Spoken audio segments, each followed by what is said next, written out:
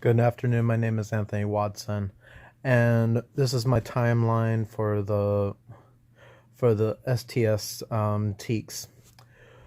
First example is for kindergarten. Identify examples of technology used in home and school. Well, obviously today the internet is available everywhere. It's what allows us to go onto our computers. What allows me to do this and everything else. Computers.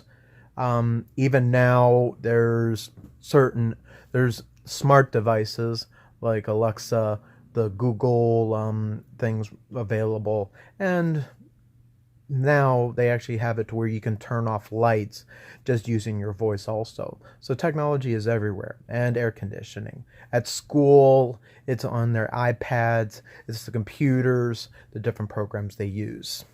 And then some of the ways that it helps task is by, okay, the computers at the school, it allows students to learn in different ways. So if they're a visual learner, they learn that way. And if they, by their iPads, they can put different apps on their iPads and they can learn that way also. It also allows the teacher to see, okay, what are they doing on there also. Describe how this is or it might be different without modern technology. Well, I grew up with technology for the most part, like half my life, because the computer didn't really go into mainstream until maybe 1996, 97 ish. And even then, we didn't have like Microsoft Word, PowerPoint. With technology, it allows us to express ourselves. Yeah, okay. You gotta make sure to look better, and to express ideas. Facebook didn't even come around, and with Facebook, we're able to interact with different people, and a lot easier because we can go, okay, we can exchange ideas. Twitter, even as stupid as it is with the character limit, you got to be able to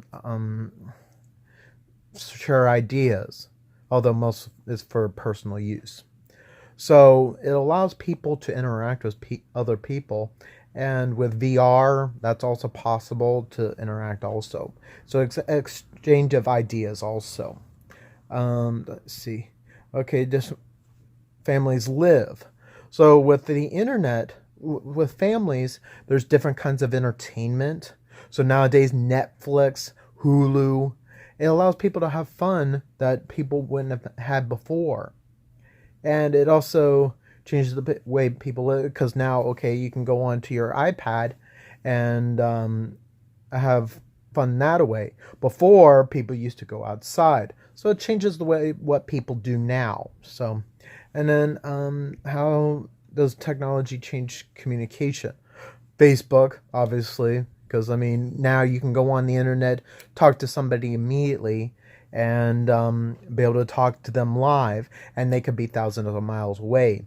Transportation, obviously, transportation, airplanes have gotten a lot faster, and it's cost efficient. They've gotten bigger, so you got these big jets that can hold hundreds of people, well, maybe hundreds of people, a large amount of people, and travel across the state. And for recreation, um, I don't know if it's really changed it very much, recreation, because now most people are on their iPads and they're doing stuff online and interacting also. Describe how technology changes the way people work. Well, especially nowadays, there's a lot more computer jobs available, and there's different stuff to do. Computer jobs, somebody has to do the networking, the Wi-Fi, cell phones. Obviously, cell phones have gotten a lot bigger since then also. Okay, second grade. Describe how science and technology change. Oh, we already did that. Explain how science and tech, which people meet basic needs. Pretty much it's the same as before. Because, I mean, it's a lot cheaper to go with Netflix, and it saves money, and it pretty much stays around the same thing about my earlier points. Let's see. We're going to go ahead in fourth grade. we're going to continue on this line. Predict how future scientific discoveries and technological innovations may affect life in, well, especially future scientific discoveries.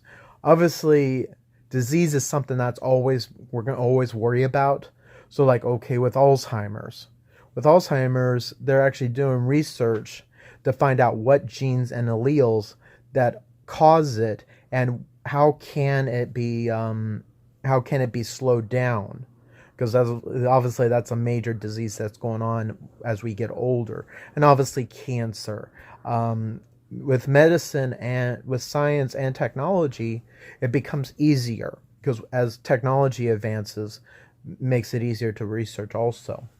And technological innovations, one of the things I looked up online was about, in California, a bullet train that can go 200 or 600 200 to 600 miles per hour. I think it was 600, and they were still trying to work on that. And if that could be, imagine being able to go to Dallas in 2 hours, or maybe an hour and a half, instead of 10, 11 hours instead. So as technology becomes better, it makes life easier on us also. Okay, predict the future scientific discoveries and technological could affect basically the same thing.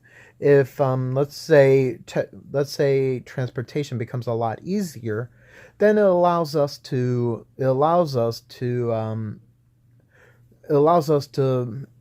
possibly go places that we never thought before. I know there's lots of people that I know that, well, a few people that never been outside of the state.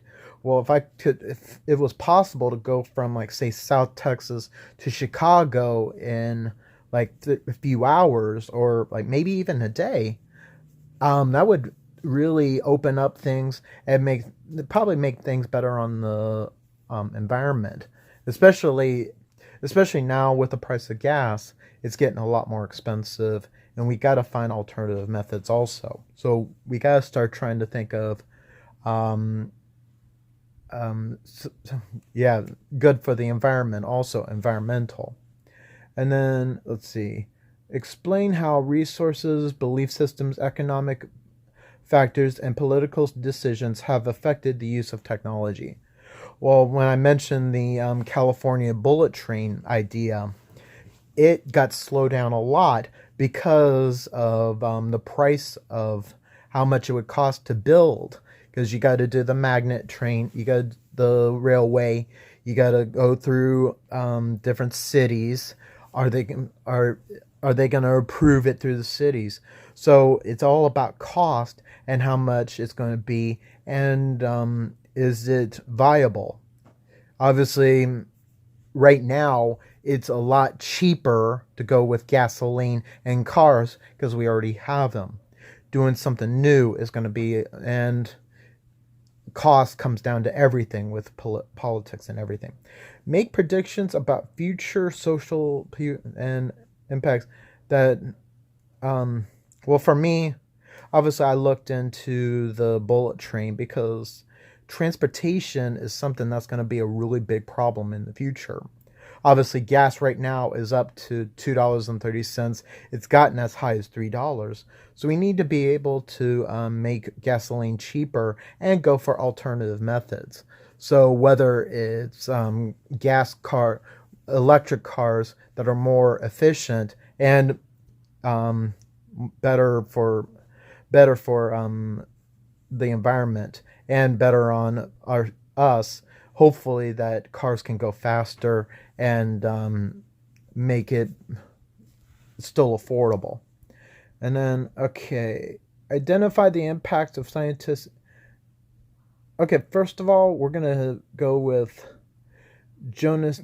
Identify scientists and inventors, including Jonas Salk. So Jonas Salk, she is, let me get it, was an American medical researcher and virologist. He discovered and developed one of the most successful polio vaccines. So obviously medicine. Next is Maria Mitchell, and she's known for being the first professional female astronomer in the United States. She was one astronomer, so very different. Okay, she discovered a new comet in 1847 that became known as Miss Mitchell's comet. Very interesting, also. Cyrus McCormick. She is an American an inventor who he was one that came up with the mechanical reaper. So basically, kept coming up with the how to get crops up and mechanical as before, which definitely made farming a lot easier. And then let's see. Okay, and then obviously entrepreneur Bill Gates, who founded Microsoft and became a multi-millionaire, billionaire maybe. So definitely one of our most. And then next is scientist Louis Pasteur, who came up with the food processing process known as pasteurization, which is basically for milk, how to process it without the germs coming in, and basically how milk is made right now. And he also came up with a vaccine for anthrax and rabies, which is definitely very important. Otherwise, we'd be sick. Then the next one, it says Gail Borden, American philanthropist, business inventor, who envisioned food concentration as he was also the first to develop a commercial method of condensing milk, and the dairy company founded by him. So Borden. Everybody knows about Borden milk. So definitely have a huge business right there. And then the next one is Joseph Farwell Glidden.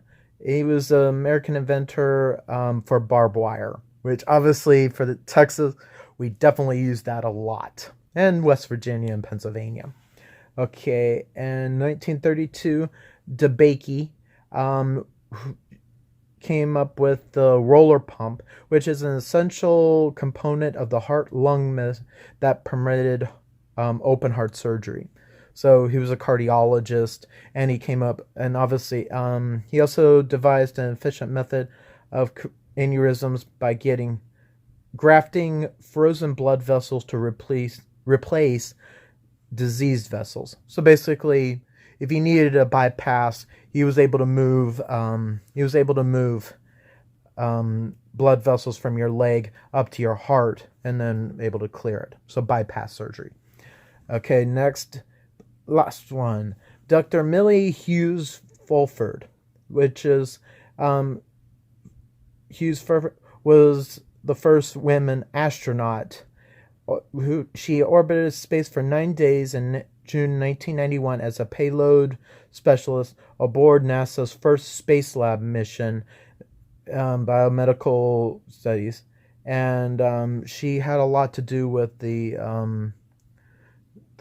immune system and why it does what it does in space. And I guess they could use the immune system and how it relates to that also.